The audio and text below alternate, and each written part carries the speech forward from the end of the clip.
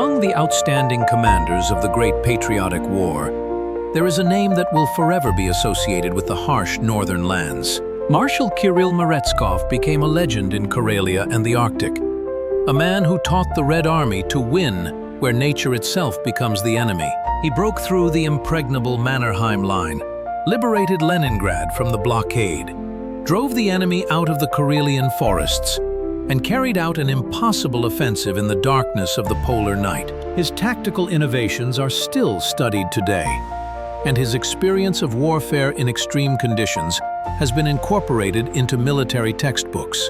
This is the story of a commander who turned impassable swamps, endless taiga, and Arctic darkness from enemies into allies.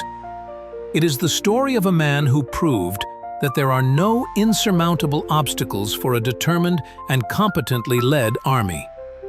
Kirill Meretskov, commander of Karelia, Marshal of Northern Victories. If you are interested in the story of this great commander and want to learn more about the little-known pages of the Great Patriotic War, subscribe to our channel and like this video.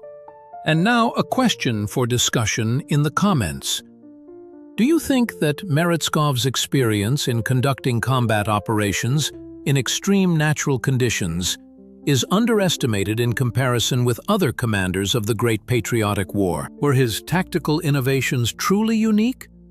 Or was it a natural adaptation to circumstances? Share your opinion in the comments. We look forward to the discussion. On June 7, 1897, in the small village of Nazarovo in the Ryazan province, a boy was born to the family of a poor peasant, Afanasy Pavlovich. He was destined to become one of the outstanding military leaders of the 20th century. No one could have imagined then that this child from a remote Russian village would one day command armies in the harsh northern lands, where nature itself becomes a formidable enemy. From an early age, Kirill Meretskov experienced the hard work and hardship of peasant life. But it was these trials that tempered his character and made him resilient and persistent. At the age of 12, he left for Moscow, where he found work as an apprentice locksmith at a factory and later became a worker. The revolutionary events of 1917 found him in the capital, where he became actively involved in political life, joining the ranks of the Bolsheviks. The year 1918 was a turning point in the fate of young Kirill. He joined the Red Army and began his long military career. The Civil War was a harsh school for him, where theory turned into practice amid the roar of artillery and the whistle of bullets. Meretskov served as political commissar of a detachment, then as assistant chief of staff of a brigade and division. Fighting on the eastern and southern fronts, 3 wounds received in battle did not break his spirit, but only strengthened his determination to devote his life to the army. After the end of the Civil War, he entered the military academy of the Red Army, which he successfully graduated from in 1921. This education laid the foundation for his future command skills, combining practical experience with theoretical knowledge of military art. The 1920s and 1930s were a period of rapid career growth for Meretskov in the ranks of the Red Army. In 1928, he completed advanced training courses for senior commanders, constantly improving his qualifications. A special stage in his career was his participation in the military events in Spain in 1936-1937, where he gained invaluable experience of modern warfare and became acquainted with new tactical techniques. There, on the battlefields of the Spanish Civil War, he observed the actions of both sides and studied the use of aircraft, tanks, and artillery in modern combat. By 1938, Kirill Afanasyevich already held the post of commander of the Leningrad military district, one of the most important in the Soviet Union. This position required not only military knowledge, but also political maturity and the ability to organize the interaction of various branches of the armed forces in the most complex theater of war. It was as commander of the Leningrad military district that Meretskov first encountered the land that would become the main arena of his future victories: Karelia and the Finnish border. This territory was strikingly different from other theaters of war. Endless forests and swamps, countless lakes and rivers, a lack of roads, and a harsh climate made it extremely difficult to conduct military operations. Meretskov began to carefully study the characteristics of this region, realizing that classic tactical schemes might not work here. He personally traveled around the border areas, studied maps, talked to local residents, trying to understand how the nature of these places could be used for military purposes. In the fall of 1939, the international situation was rapidly escalating, and everything indicated that Meretskov knowledge of the northern territories would soon be needed. On November 30, 1939, the Soviet-Finnish War began, which would go down in history as the Winter War. Meretskov was put in charge of the 7th Army of the Northwestern Front, whose main task was to break through the Finnish defenses on the Karelian Isthmus and attack Vyborg. He had about 250,000 soldiers, lots of artillery, and tanks at his disposal. It seemed that such power would easily break the resistance of the small Finnish army. However, the 42-year-old second-rank commander, Meretskov, would soon face a reality that would turn out to be completely different from what his optimistic plans had predicted. He would face not only a well-trained enemy, but also the nature of the northern lands, which in winter conditions became an almost insurmountable obstacle. What awaited Meretskov's army in the snow-covered expanses of the Karelian Isthmus? The first days of the Winter War seemed deceptively easy for the troops of Meretskov's 7th Army. The Red Army crossed the border and began to advance deep into Finnish territory, encountering only minor resistance from the Finnish advance units. The Soviet command expected a quick victory, believing that their numerical superiority and powerful equipment would break the enemy's defenses in a matter of days. However, after advancing just a few kilometers, the troops were confronted with a reality that was strikingly different from their optimistic predictions. The Karelian Isthmus greeted the attackers with endless forests and frozen swamps, where tanks and artillery could only move along narrow roads. The Finns exploited this to maximum effect, setting up ambushes and surprise attacks, after which they disappeared into the familiar forests like ghosts. Meretskov quickly realized that he was facing a completely different type of enemy than those he had dealt with before. Finnish soldiers knew the terrain perfectly, moved on skis with astonishing speed, and were dressed in white camouflage suits that made them almost invisible against the snow. They did not try to hold every meter of territory in open combat, instead employing tactics of small, swift strikes on the flanks and rear of the advancing Soviet columns. The Red Army soldiers, many of whom were from southern regions, had difficulty moving through the deep snow, froze in their insufficiently warm uniforms, and got lost in the monotonous, snow-covered forests. Casualties began to rise at an alarming rate, with a significant portion of them resulting not from direct combat, but from frostbite and disease. Supplying the troops became increasingly difficult, as the few roads were constantly under threat from Finnish raids. By mid-December 1939, the troops of the 7th Army had reached the main line of Finnish fortifications, known as the Mannerheim Line. This came as a real shock to the Soviet command. Instead of the expected field fortifications, the advancing troops encountered a system of powerful, reinforced concrete pillboxes and dugouts, anti-tank ditches, minefields, and wire barriers stretching for tens of kilometers. The line skillfully used the natural obstacles of the terrain, lakes, rivers, swamps, and rocky ridges, turning the Karelian Isthmus into a virtually impenetrable fortress. Meretskov organized reconnaissance of the fortifications, but the data obtained was incomplete and contradictory. The Finns carefully camouflaged their firing points, many of which were dug into the rocks and virtually invulnerable to artillery fire. Long-term firing positions were located so as to create crossfire, leaving no dead zones for the attackers. Despite the lack of information about the defense system, Meretskov received orders to attack. On December 17th, the first attempt to break through the Mannerheim Line began. After a short artillery barrage, the infantry went on the attack, supported by tanks. The result was disastrous. Finnish artillery and machine guns from hidden pillboxes met the attackers with deadly fire, Tanks were blown up by mines or got stuck in anti-tank ditches, becoming easy targets for Finnish guns. The infantry, deprived of armored support, suffered terrible losses and retreated.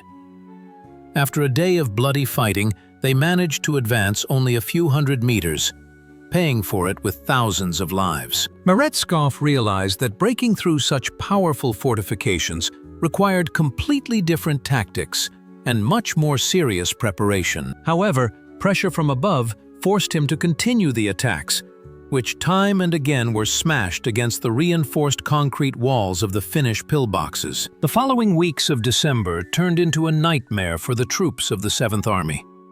The attacks followed one after another, but each ended in failure and new losses. The frost reached -30 to 40 degrees, turning the night in the positions into torture. The wounded often died not from their wounds, but from frostbite, while being evacuated from the front lines. The morale of the troops was falling, as the soldiers saw the futility of frontal attacks on well-fortified positions. Meretskov tried to find weak spots in the enemy's defenses and organized reconnaissance in force. But the Mannerheim Line seemed truly impregnable. The Finns, encouraged by their successes, launched counterattacks, dealing significant blows to the Soviet troops. By the end of December, it became clear that there would be no quick victory, and that a radical change in the approach to breaking through the fortifications was needed. But was the Soviet command ready to admit its mistakes and give Meretskov time to thoroughly prepare a new operation? The new year of 1940 began for Meretskov with serious organizational changes in the command. On January 7, First-Rank Army Commander Semyon Timoshenko was appointed commander of the Northwestern Front, and Joseph Stalin entrusted him with the responsibility of breaking through the Mannerheim Line. Although Meretskov remained at the head of the 7th Army, he was no longer the sole commander in the theater of operations.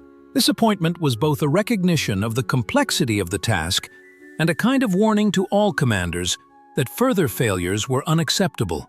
Timoshenko brought with him new methods and a more thorough approach to planning operations. Together with Meretskov, they began the painstaking work of preparing for a decisive offensive, realizing that they might not get a second chance.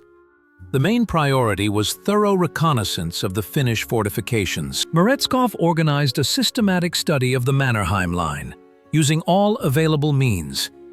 Scouts risked their lives to infiltrate Finnish positions, compiling detailed diagrams of the location of pillboxes, dugouts, and other fortifications. Aviation reconnaissance took numerous photographs of the area, although Finnish camouflage made it difficult to detect targets. Particular attention was paid to interrogating Finnish prisoners and interviewing local residents who could reveal hidden features of the fortifications. Based on the data collected, detailed maps were drawn up showing every known defensive structure. But the most important decision was to create a training ground on previously captured Finnish territory, where elements of the Mannerheim Line were recreated in full scale. Large-scale training of troops to break through the fortifications took place at this training ground. Infantrymen and tankers practiced coordinating their actions when storming long-term firing points, while sappers trained in clearing passages through minefields and wire barriers. Artillerymen learned to fire directly at pillbox embrasures, which required exceptional accuracy and courage on the part of the crews. Each unit went through this training several times until the actions became automatic. Meretskov personally supervised the training, understanding that the lives of thousands of soldiers depended on the quality of the training. At the same time, new offensive tactics were being developed, based on the massive use of artillery. Instead of short artillery strikes, a prolonged, methodical bombardment of Finnish positions was planned, which was supposed to destroy the fortifications and crush the defenders' will to resist. New forces and resources were being concentrated on the Mannerheim Line. The amount of artillery increased several times over, with the main emphasis on large-caliber guns capable of destroying concrete structures. Special assault groups appeared, equipped with flamethrowers, explosive charges, and other means of combating long-term fortifications. Supplies to the troops were organized, and soldiers received warmer uniforms, felt boots, and sheepskin coats. Regular hot meals were organized at the front, which significantly increased the combat effectiveness of the units. Meretskov sought to resolve every detail, understanding that in harsh winter conditions, success depended on many seemingly insignificant factors. Roads were widened and reinforced, ammunition and food supplies were stockpiled, and hospitals were prepared to receive the wounded. On February 11, everything was ready for the decisive offensive to begin. The plan of operation called for a breakthrough of the main defensive line of the Mannerheim Line at its strongest section, in the area of the Mezhdubolotny and Kotinin resistance nodes in the Vyborg direction. It was a bold choice, as it was here that the Finns had built their strongest fortifications, expecting the Soviet command to try to outflank them. However, Meretskov and Timoshenko thought differently. A breakthrough at this point would allow them to make full use of their powerful weapons, deploy a large number of troops, and give them freedom of maneuver deep inside the Finnish defenses. The Vyborg direction was the shortest route to the main city of the Karelian Isthmus, the capture of which could decide the outcome of the entire war. On the eve of the offensive, Meretskov visited the units, talked to the commanders and soldiers, trying to instill confidence in them that victory was possible. But deep down, he understood the gravity of the upcoming battles and the inevitability of heavy losses. Would the Red Army be able to break the backbone of the Finnish defense this time? Or would the Mannerheim Line once again prove impregnable? At 9:40 a.m. on February 9, the sky over the Karelian Isthmus shook with the thunder of thousands of guns. An artillery barrage began, the likes of which the Soviet-Finnish War had never seen before. More than 2,500 barrels unleashed a barrage of fire on Finnish positions. Meretskov's artillerymen methodically destroyed one target after another, working according to pre-planned firing schedules. Large-caliber guns fired directly at the embrasures of pillboxes, trying to jam their armored shutters or break through concrete walls. Howitzers destroyed rear fortifications and suppressed Finnish artillery. Mortars covered trenches and communication lines, preventing the Finns from maneuvering their reserves.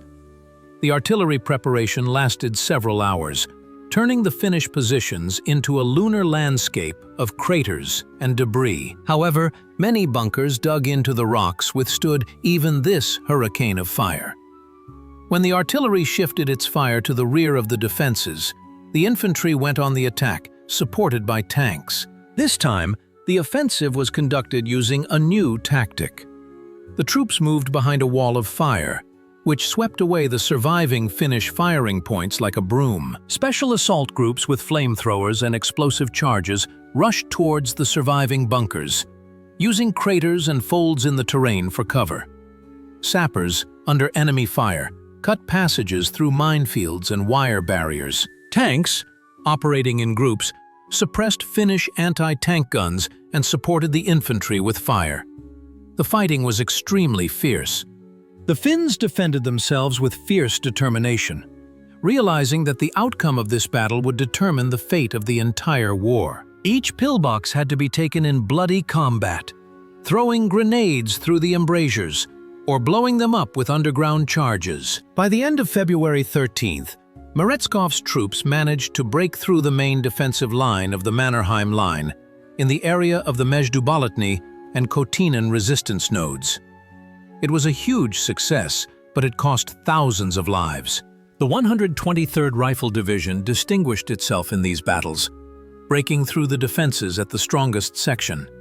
But the Finns had no intention of surrendering. They retreated to the second defensive line and continued their stubborn resistance, using every hill and every lake as a natural obstacle. Meretskov did not give the enemy a respite, striving to build on his success and prevent the Finns from consolidating their new positions. Soviet troops advanced continuously, widening the breach to the sides and deepening into the Finnish defenses. The weather was not favorable for the attackers. Blizzards and frosts continued, but now this did not stop the offensive. By February 17th, Mannerheim's line had been broken along its entire length, from Lake Vuoksi to the Gulf of Finland. What had seemed impregnable fell under the blows of the Red Army. However, victory did not come easily. The losses were enormous, with many units suffering heavy losses in manpower and equipment. Meretskov understood that the war was not over yet, that the road to Viborg lay ahead, and that the Finns would defend every kilometer of their land. However, the breakthrough of the Mannerheim Line was a turning point in the war, dispelling the myth of its impregnability. This success proved that with proper preparation and organization, the Red Army was capable of overcoming even the most powerful fortifications. Meretskov demonstrated himself as a commander capable of learning from mistakes and finding solutions in the most difficult situations. The offensive continued. The troops of the 7th Army built on their success, pursuing the retreating Finns and approaching Viborg, a key city on the Karelian Isthmus. The Finnish command tried to organize new defensive lines, but the pace of the Soviet offensive did not allow time to prepare a strong defense. On February 28th, the 7th and 13th Armies of the Northwestern Front launched a general offensive in the Viborg direction. The city was surrounded, and its fall was only a matter of time. The Finnish government, realizing the futility of further resistance, requested peace. On March 13, 1940, a peace treaty was signed in Moscow, ending the Winter War. For Meretskov, this war was both a severe test and a triumph. He went through the bitterness of December's failures and the joy of February's breakthrough, gaining invaluable experience of war in the conditions of Karelia. But what rewards and new challenges awaited him ahead? On March 21, 1940, for breaking through the Mannerheim Line, skillfully commanding the troops of the 7th Army, and for his personal courage and bravery, Kirill Afanasyevich Meretskov was awarded the title of Hero of the Soviet Union. It was the country's highest award, recognizing his outstanding achievements in the most difficult war. The award was the culmination of the 42-year-old commander's military career, opening up new horizons for him. In August of the same year, Meretskov received an even more important appointment. He became Chief of the General Staff of the Red Army, one of the key positions in the military hierarchy of the Soviet Union. This appointment was a testament to the high level of trust placed in him by the country's leadership and recognition of his talent as a military commander. In January 1941, he additionally took up the post of Deputy People's Commissar of Defense of the USSR, concentrating enormous power and responsibility in his hands. As Chief of the General Staff, Meretskov was involved in strategic planning for the country's defense in the face of an impending major war. The international situation was rapidly deteriorating, with Germany having captured almost all of Western Europe, and it was clear that sooner or later it would turn its attention to the east. Meretskov participated in the development of plans to protect the state border, in the organization of new mechanized corps, and in the training of command personnel. However, the work in this position turned out to be completely different from commanding troops in the field. It required not only military skill, but also the ability to navigate complex political intrigues and defend one's point of view before the highest leadership. Meretskov, a straightforward and honest man accustomed to the clarity of military orders, did not always succeed in these tasks. On June 13, 1941, just 9 days before the start of the Great Patriotic War, an event occurred that could have been fatal for Meretskov.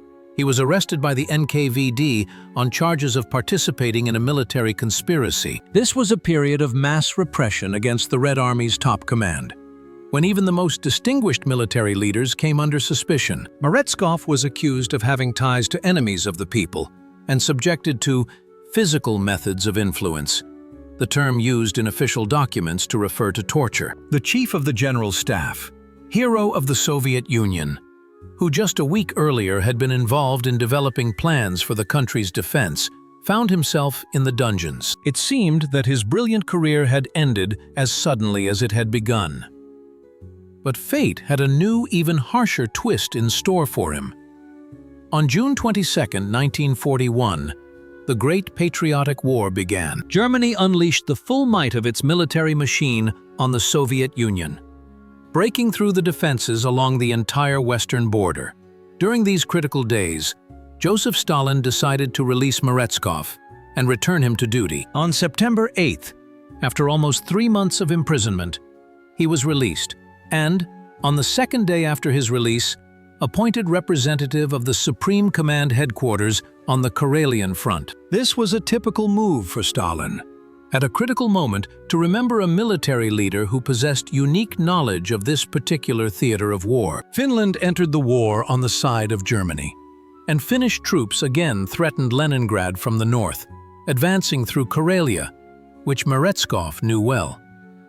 Meretskov arrived at the Karelian front at a very difficult moment. Finnish troops were on the offensive, seeking to regain territory lost in the Winter War and even capture new lands. The situation was complicated by the fact that the main forces of the Red Army were tied up in battles with German troops on the main fronts, and the Karelian front received only limited resources. Meretskov had to organize the defense in conditions of numerical superiority of the enemy and a shortage of troops and equipment. He found himself back in the land he knew so well.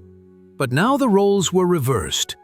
Instead of attacking, he had to defend. The Finns used the same tactics of warfare in wooded and marshy terrain that they had used so successfully in the Winter War. But over the past year and a half, Meretskov had also learned a lot about this enemy and this theater of war. Would he, barely recovered from his arrest, be able to organize an effective defense against an experienced and motivated enemy? On December 9, 1941, Lieutenant General Kirill Meretskov, commander of the Volkhov Front, won his first significant victory in the Great Patriotic War. The troops under his command drove German units out of the city of Tikvin, inflicting one of the first serious defeats on the enemy. This was not just a tactical victory. The liberation of Tikvin was of strategic importance for the defense of Leningrad. The Germans planned to capture this city in order to cut off the last railway line connecting blockaded Leningrad with the rest of the country via Lake Ladoga. Meretkov's success thwarted these plans and made it possible to organize supplies to the starving city across the ice of Ladoga, the very road of life that saved hundreds of thousands of Leningraders. The Tikvin operation showed that the German army was not invincible and could be stopped and pushed back. The Volkhov Front was created specifically to break the siege of Leningrad, and Meretskov headed it from December 1941 to February 1944. These were some of the most difficult years of the war. The front operated in extremely difficult conditions. The wooded and marshy terrain of the Leningrad and Novgorod regions was ideal for defense and extremely inconvenient for attack. German troops created a powerful defense here, using every settlement as a stronghold, every river and swamp as a natural obstacle.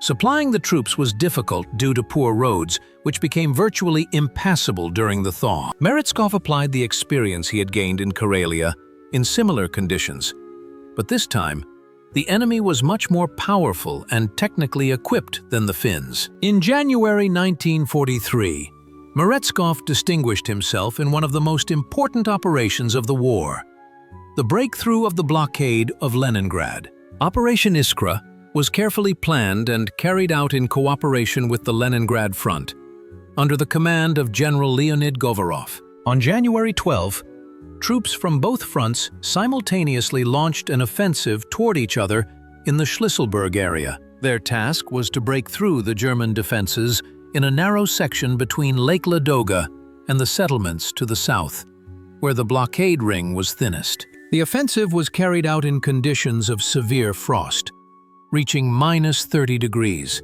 The troops of the Volkhov Front crossed the ice-covered Neva River under heavy enemy fire, secured their positions on the captured bridgeheads, and slowly, meter by meter, advanced westward. On January 18, 1943, a historic event took place. The troops of the Volkhov and Leningrad fronts joined forces in the area of workers' settlements number 5 and number 1. The blockade ring was broken. A corridor only 8 to 11 kilometers wide connected the besieged city with the mainland. This was the result of 7 days of bloody fighting, which cost both sides enormous losses. Meretskov personally directed the operation from the command posts of the frontline units, coordinating the actions of the troops and adjusting plans to take account of the changing situation. Breaking through the blockade did not mean its complete removal. German troops continued to hold positions around Leningrad and shelled the city with artillery, but now it was possible to establish regular supplies by rail along the shore of Lake Ladoga. Over the following months of 1943, Meretskov conducted a series of offensive operations with the aim of expanding the corridor and improving the situation in Leningrad. The Krasnoborsk and Emgin offensive operations did not bring significant success. The German defenses proved too strong, and the terrain made it difficult to deploy large-scale forces. The swamps of the Magas salient did not freeze even in winter, making it impossible for heavy equipment to move. The troops suffered losses, advancing literally 1 meter per day, but the Germans restored their defenses each time. However, these operations tied up significant enemy forces, preventing them from transferring troops to other sections of the front. Meretskov continued to study the tactics of warfare in swampy terrain, gaining experience that would soon come in handy in Karelia. But when would the moment come for the decisive blow that would finally lift the blockade of Leningrad? On January 14, 1944, the Leningrad-Novgorod Strategic Offensive Operation began, in which Meretskov Volkhov Front played a key role. This offensive was prepared with particular care, taking into account all the mistakes of previous operations. Over 2.5 years, German troops had created a deeply echeloned defense around Leningrad, with numerous fortified areas, pillboxes, dugouts, and minefields. Meretskov applied tactics that had been tested during the breakthrough of the Mannerheim Line. The massive use of artillery, thorough reconnaissance of enemy positions, and the creation of assault groups to capture strongpoints. The offensive was carried out simultaneously by the forces of 3 fronts: Leningrad, Volkhov, and Second Baltic, which prevented the Germans from transferring reserves from one section to another. The troops of the Volkhov front advanced in the direction of Novgorod, breaking through the enemy's defenses in the most difficult conditions of winter and wooded and swampy terrain. On January 20th, the ancient Russian city of Novgorod, which had been under occupation since August 1941, was liberated. The liberation of Novgorod had not only military but also enormous moral and political significance.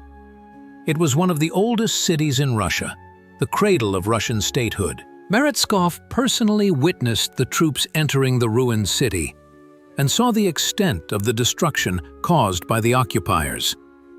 On January 27, 1944, Moscow saluted the troops that had completely lifted the blockade of Leningrad. For 900 days and nights, the city on the Neva was under siege, but it did not surrender to the enemy.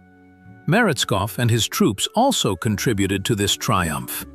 The operation continued until March 1, 1944. The troops of the Volkhov Front liberated vast territories of the Leningrad and Novgorod regions, defeated several German divisions, and inflicted serious damage on Army Group North. For his skillful leadership of the troops in this operation, Meretskov was awarded the Order of Suvorov, First Class Number 1, on February 21st, becoming the first recipient of this order in the Red Army. This recognition of his commanding talent and achievements was especially valuable.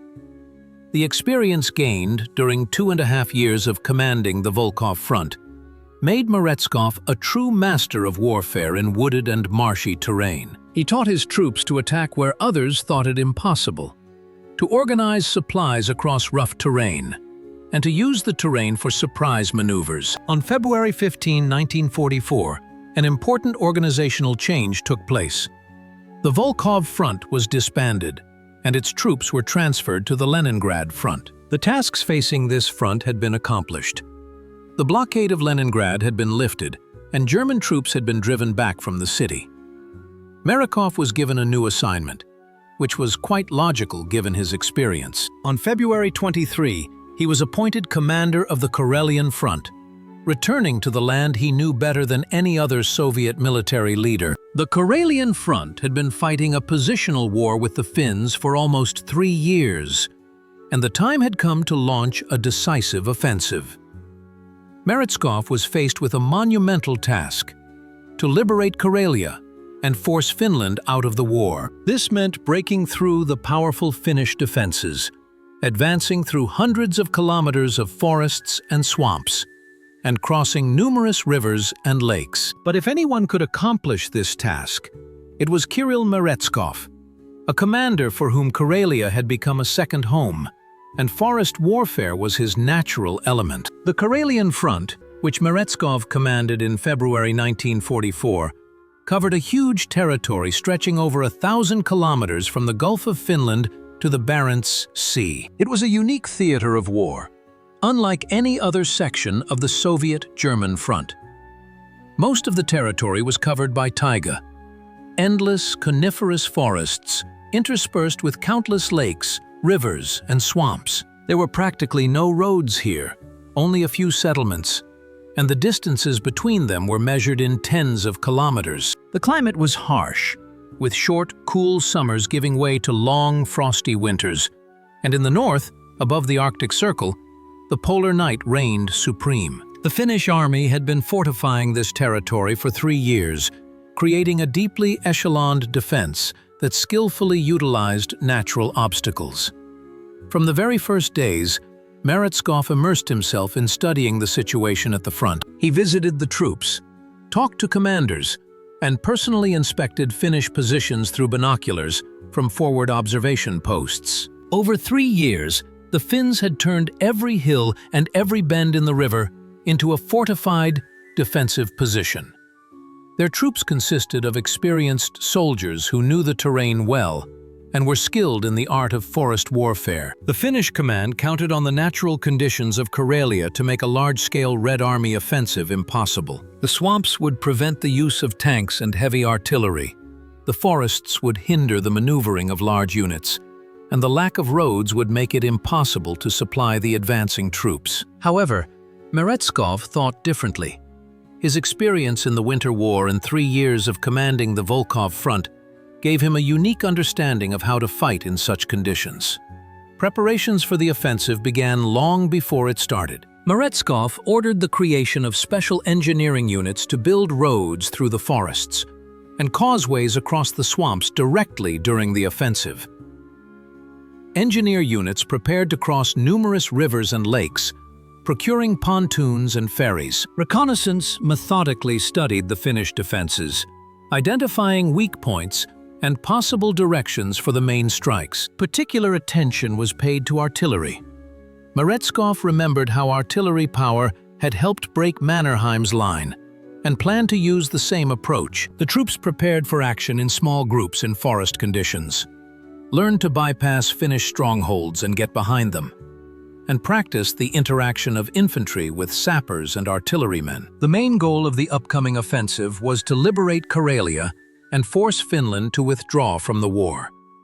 The plan of operation envisaged 2 successive strikes. First, the troops of the Leningrad front were to break through the Finnish defenses on the Karelian Isthmus and liberate Vyborg, threatening to invade Finnish territory directly. Then, Meretskov's Karelian front would strike north of Lake Ladoga, force the Svir River, and liberate Petrozavodsk, the capital of the Karelian Finnish SSR. This double strike was supposed to break the Finns' will to resist and force their government to start peace negotiations. Coordinating the 2 fronts required precise cooperation and strict adherence to the operations schedule. On June 10, 1944, the Leningrad front launched an offensive on the Karelian Isthmus. General Govorov's troops broke through the Finnish defenses and rushed towards Vyborg.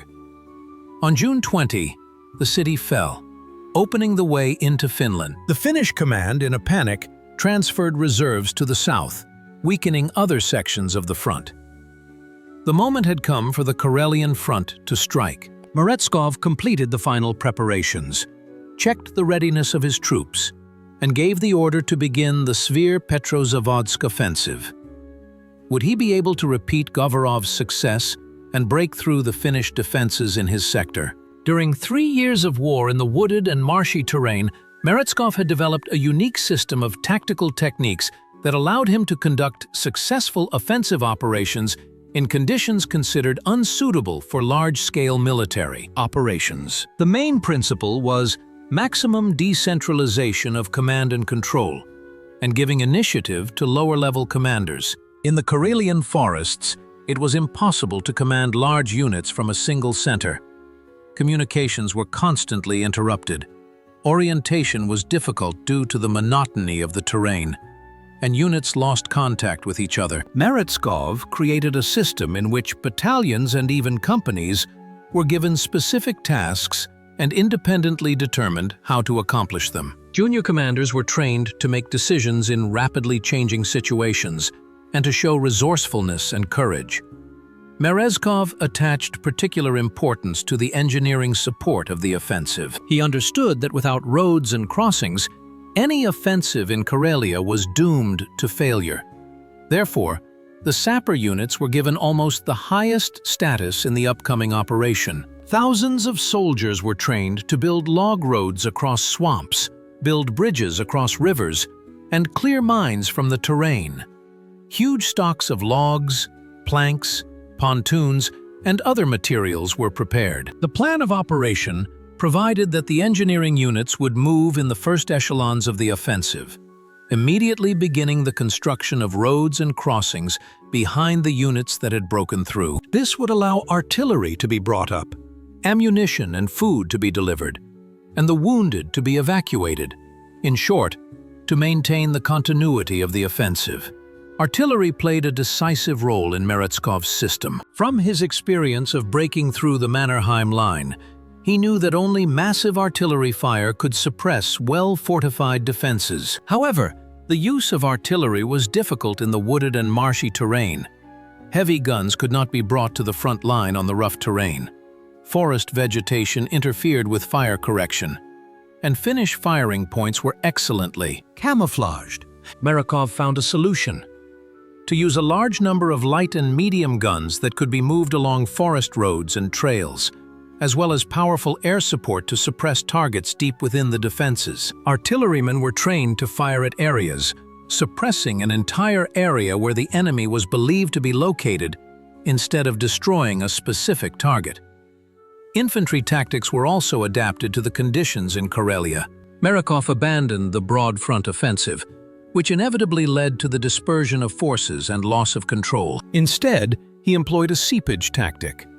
Small assault groups secretly penetrated the Finnish defenses along forest trails, reached the rear of strong points, and attacked them from unexpected directions. At the same time, a diversionary strike was launched from the front, tying down enemy forces. Such tactics required soldiers to be highly trained, able to navigate in the forest, and act autonomously in small groups. However, it allowed them to avoid frontal assaults on fortified positions and minimize losses.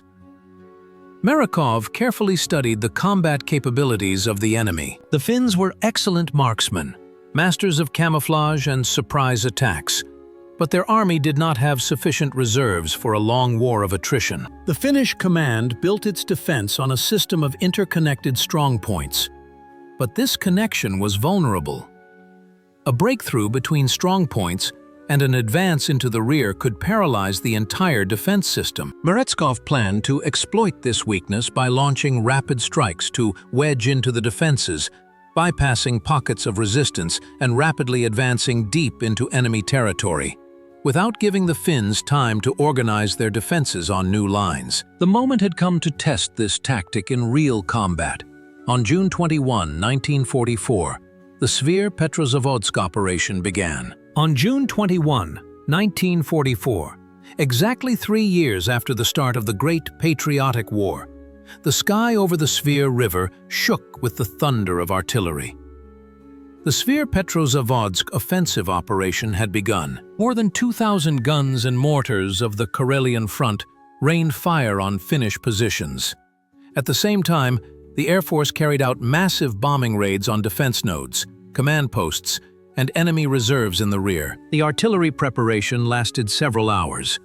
methodically suppressing Finnish firing points and destroying fortifications. Meretskov was personally at the command post, from where he could see the Svir River and the opposite bank occupied by the Finns. He monitored the progress of the artillery preparation and adjusted the fire as data came in from observers and reconnaissance. When the artillery shifted its fire to the rear, the crossing of the Svir began.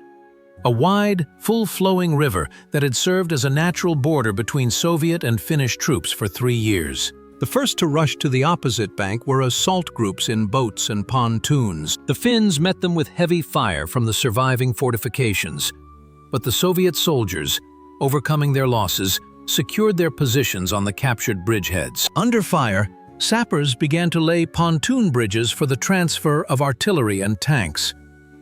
By the end of the first day of the offensive, several bridgeheads had been captured and expanded on the northern bank of the Svir. The Finnish defense, although putting up fierce resistance, began to crack under the blows of the superior forces of the Red Army.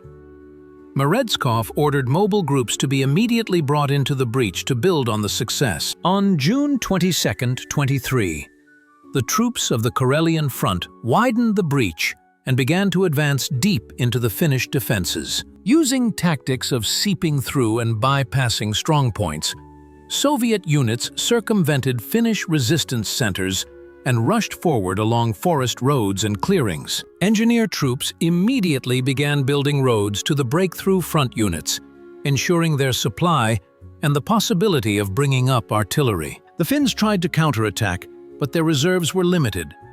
A significant part of the Finnish army had been transferred to the Karelian Isthmus to fight Govorov's troops.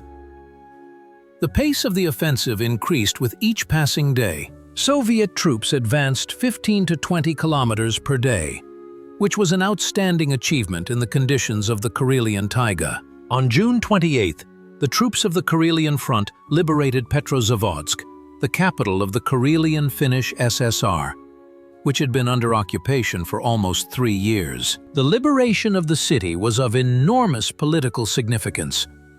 The capital of the Soviet Republic was returned, and the power of the Soviet Union was restored in Karelia. Meretskov entered the liberated city and saw the extent of the destruction.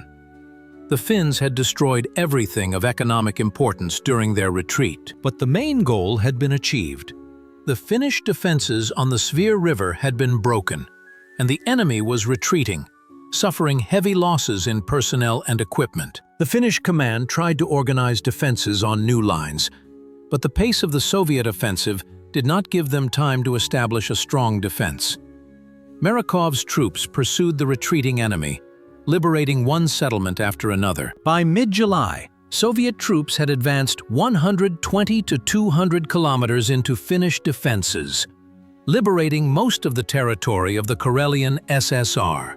The Finns retreated to the lines they had occupied before the Winter War of 1939-1940. The Finnish government was faced with a choice: continue a hopeless war or seek a path to peace. Meretskov accomplished his mission. Karelia was liberated, the Finnish army was defeated, and Finland's will to continue the war was broken. The Svir Petrozavodsk operation demonstrated the supreme military skill of the commander and his troops and showed that, with proper organization, an offensive is possible even in the most difficult natural conditions. But an even more difficult task lay ahead: the liberation of the Arctic, where nature was even more severe. Pursuing the retreating enemy through the Karelian forests was no less difficult than breaking through the defenses. Although defeated, the Finns remained organized and skillfully used the terrain to slow down the Soviet offensive. Every river, every swamp, every forest path became the site of a short but fierce battle. The Finnish rearguards took up advantageous positions, met the vanguards of the Soviet units with fire, inflicted casualties, and withdrew further. Bridges were blown up, roads were mined, and crossings were destroyed. Meretskov ordered his troops not to engage in protracted battles with the enemy's rear guards, but to bypass them, moving along parallel routes through the forest. This required the troops to be able to navigate in the taiga, move without roads, and independently solve emerging problems of supply and evacuation of the wounded. Supplying the advancing troops became one of the main problems of the operation. As they advanced deeper into Karelia, communications stretched out, and the distance from the rear bases to the front lines increased. The roads built by engineers could not keep up with the pace of the offensive. Meretskov organized air supplies. Transport planes dropped ammunition, food, and medicine to the frontline units by parachute. The numerous lakes of Karelia were also used. Cargo was delivered by boats and motorboats, bypassing the impassable terrain. The local population, freed from Finnish occupation, assisted the Red Army by providing horses to transport supplies and showing them trails and fords across rivers. Gradually, a supply system was established that allowed the offensive pace to be maintained. By the end of July, Soviet troops had reached the border of 1939, completely liberating the territory captured by the Finns in 1941. Further advances were halted for political reasons. The Soviet Union did not seek to capture Finnish territory, but only wanted to bring Finland out of the war. Seeing the hopelessness of the military situation, the Finnish government began to seek ways to negotiate. On August 4, the Finnish parliament decided to break off relations with Germany. On September 19, a truce agreement between the USSR and Finland was signed in Moscow. Finland withdrew from the war, agreeing to return the territories captured during the Winter War and expel German troops from its territory. Meretskov achieved his main goal. Finland was removed from the war.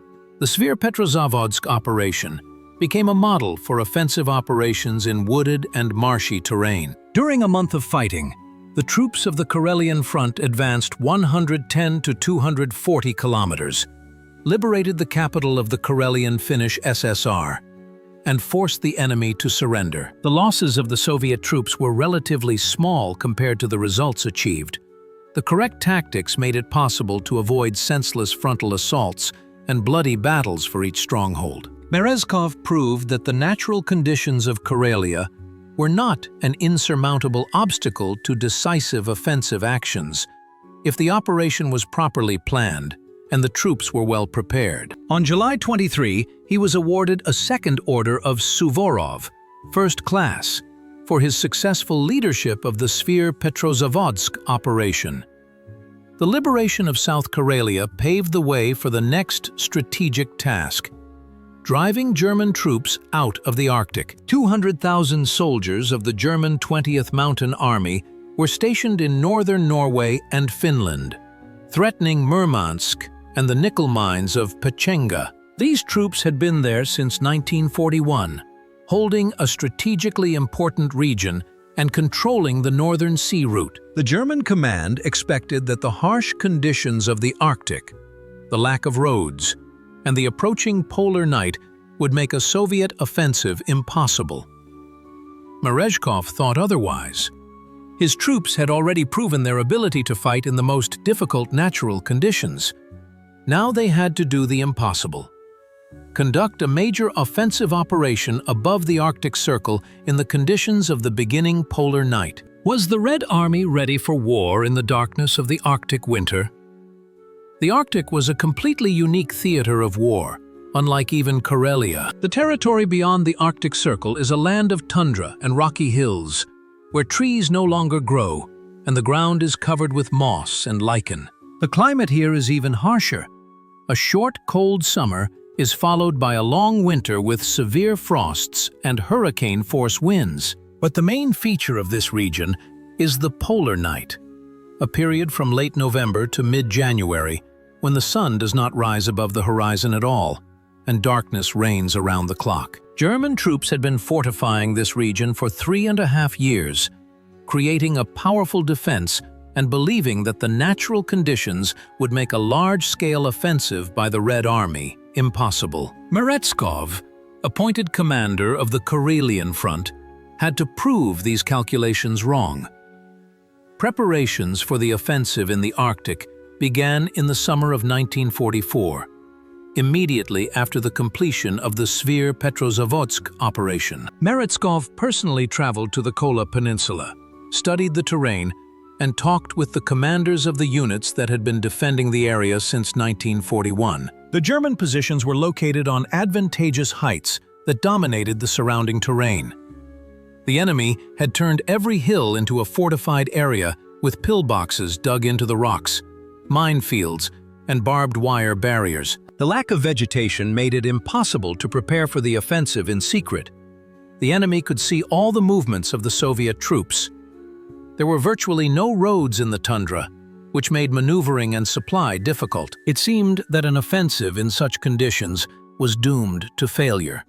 However, Meretskov found a way to turn disadvantages into advantages. If the tundra offered no cover, then it was necessary to attack in the dark. The polar night, which the German command considered protection against an offensive, was to become an ally of the Red Army. Meretskov planned to begin the operation in October, when the polar day gave way to long nights, and then continue the offensive in complete darkness. The troops prepared for night operations. They practiced orientation using compasses and stars, learned to maintain communication in the dark, and trained in covert approaches to the enemy. Tracer shells and flares were to be used to indicate the direction of the attack. This was a revolutionary tactic that had never been used before. Particular attention was paid to the use of armored vehicles. The German command was confident that tanks would be unable to operate in the tundra. The rocky terrain and lack of roads made their use impossible. Meretskov thought otherwise. He ordered a thorough reconnaissance of the area to identify routes where the ground was firm enough for tanks to move. Scouts spent months studying each section, compiling detailed maps of passability. Routes were found along which armored vehicles could move, albeit with difficulty. Tank crews trained in moving over rocky terrain and learned to overcome stone ridges and streams. Hundreds of tanks and self-propelled artillery units were prepared for the operation, which were to become the striking force of the offensive. Huge stocks of ammunition, food, and fuel were accumulated. All of this had to be delivered to the Arctic via the only railway line that ran along the coast of the Barents Sea. Railway workers worked around the clock, transporting cargo for the upcoming operation. Warehouses were built, airfields were equipped, and hospitals were prepared. The troops received warm winter uniforms designed for Arctic frosts. Special attention was paid to medical care. In the Arctic, even a minor injury could lead to frostbite and death if the wounded were not evacuated quickly. On October 7, everything was ready for the start of the operation.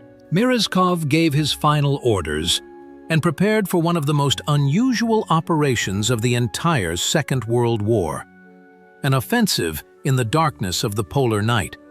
On October 7, 1944, at 8:15 a.m., the Petsamo Kirkenes offensive began. 3,200 guns and mortars of the Karelian front opened fire on German positions.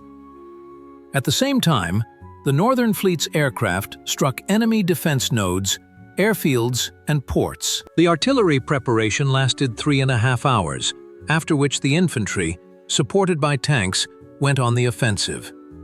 German troops met the attackers with heavy fire, but Soviet soldiers, despite their losses, broke through the defenses. On the first day of the offensive, they managed to penetrate the German defenses to a depth of up to 8 kilometers in some areas. Meretskov continuously monitored the course of the fighting, adjusting plans to reflect the actual situation and bringing reserves into battle to build on successes in promising areas. On October 9th, an event occurred that had a stunning effect on the German command.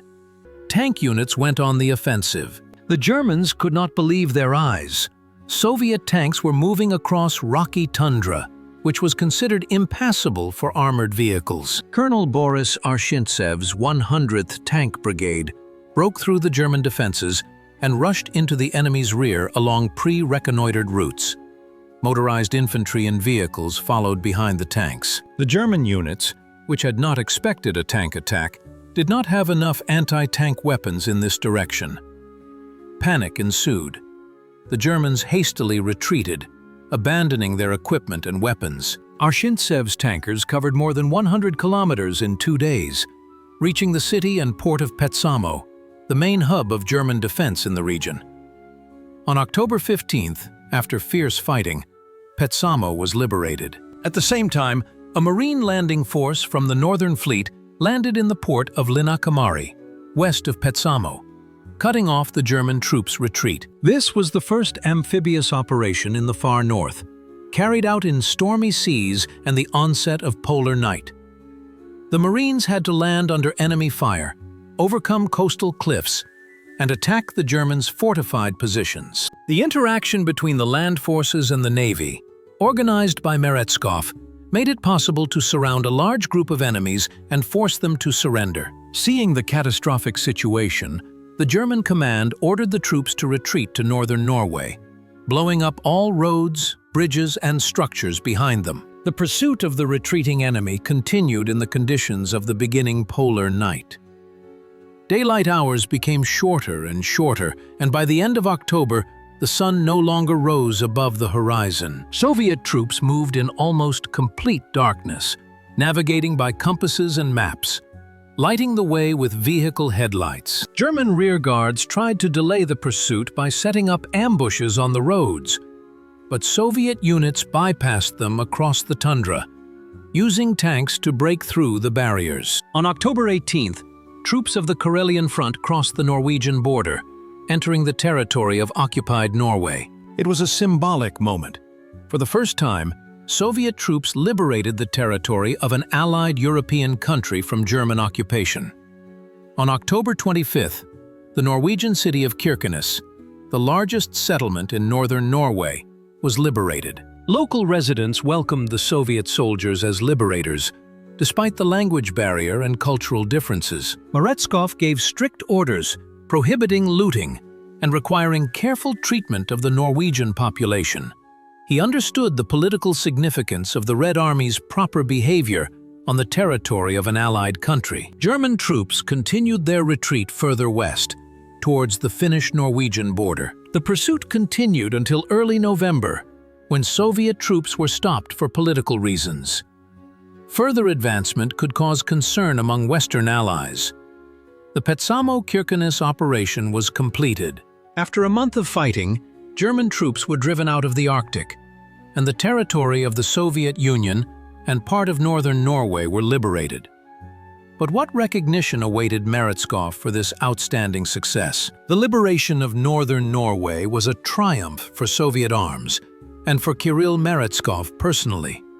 For the first time in the history of World War II, a major offensive operation was carried out in the polar night in the Arctic. The German command considered this impossible, but the Red Army proved otherwise. The Petsamo-Kirkenes operation demonstrated the highest level of military artistry, the ability to adapt tactics to extreme natural conditions, organize the interaction of land forces and the Navy, and use armored vehicles in terrain considered unsuitable for them. In 23 days of fighting, the troops of the Karelian Front advanced 150 kilometers, liberated an area of about 15,000 square kilometers, and defeated the German 20th Mountain Army. The Norwegian government in exile expressed its gratitude to the Soviet Union for liberating the northern regions of the country. This was of enormous political significance. For the first time, Soviet troops acted as liberators on the territory of a Western European country, a member of the anti-Hitler coalition. The Red Army's conduct in Norway was exemplary. Meretskov strictly enforced discipline among the troops, suppressing any attempts at looting or violence against the local population. Soviet soldiers provided Norwegian residents with food and medicine, and restored buildings and structures destroyed by the Germans. This policy yielded positive results. Norwegians retained fond memories of their Soviet liberators, which contributed to post-war friendly relations between the countries. The military significance of the operation was the final expulsion of German troops from the Arctic and the elimination of the threat to Murmansk, an ice-free port through which Lend-Lease supplies from the Allies were delivered. The nickel mines of Pechenga, captured by the Germans in 1941, were returned to the Soviet Union. The northern sea route became safe, which improved supplies to the northern territories of the USSR. Germany lost an important strategic foothold in the far north, and was forced to transfer the remnants of the 20th Mountain Army to other sections of the front. Finland, bound by the Armistice Agreement, began to fulfill its obligation to expel German troops from its territory, which led to hostilities between the former allies. On October 26, 1944, Kirill Meretskov was awarded the title of Marshal of the Soviet Union for the successful conduct of the Petsamo Kirkenes operation. This was the highest rank in the military hierarchy, recognition of his outstanding services to the motherland.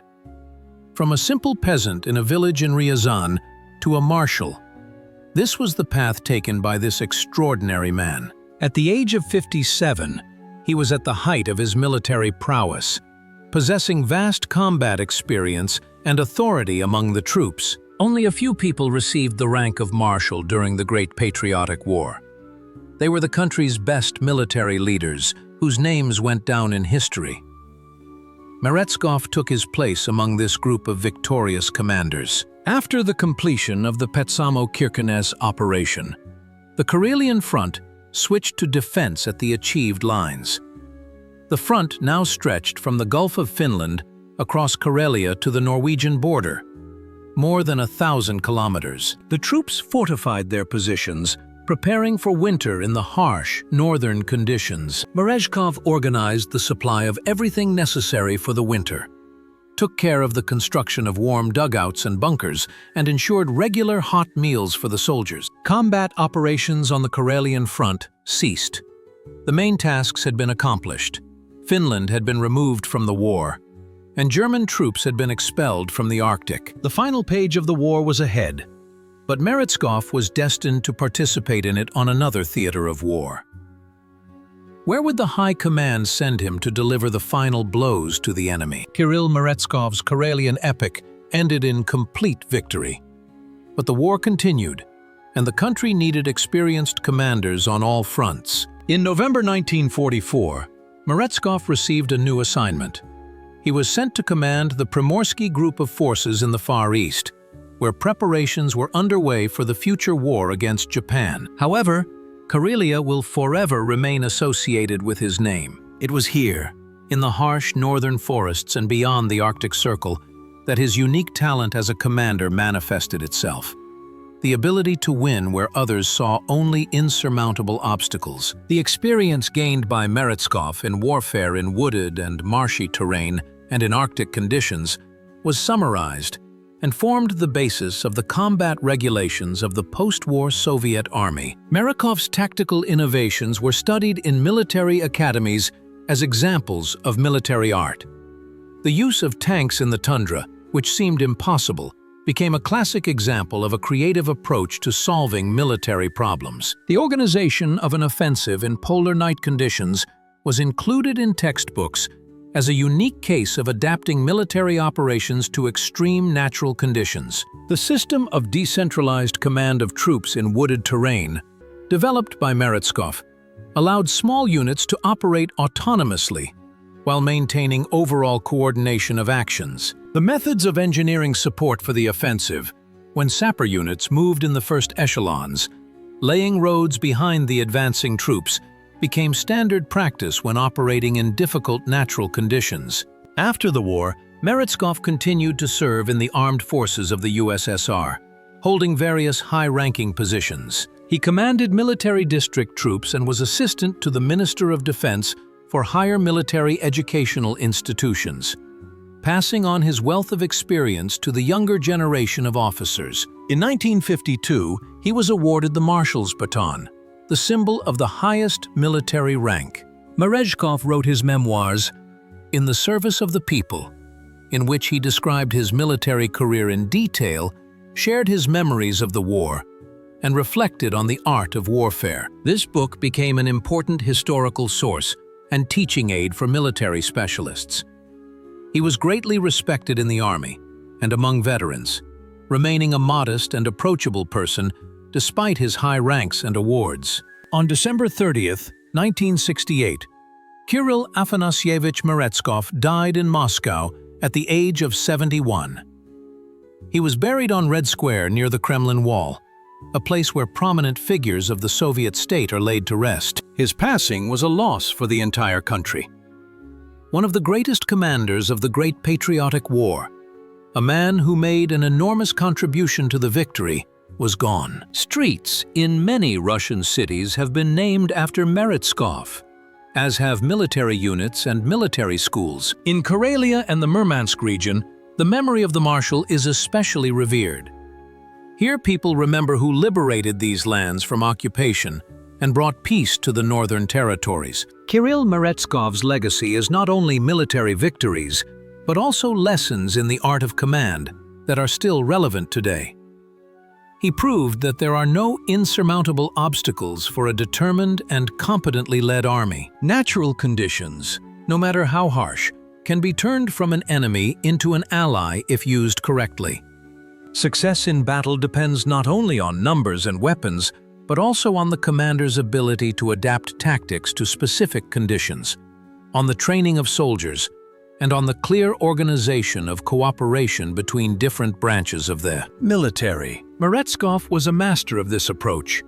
He did not try to defeat nature, but learned to use its features to achieve military goals. Karelia and the Arctic became a testing ground for the art of warfare in extreme conditions, and Meretskov himself went down in history as the commander of the northern lands, the Marshal who taught the Red Army to win in forests, swamps, and polar nights.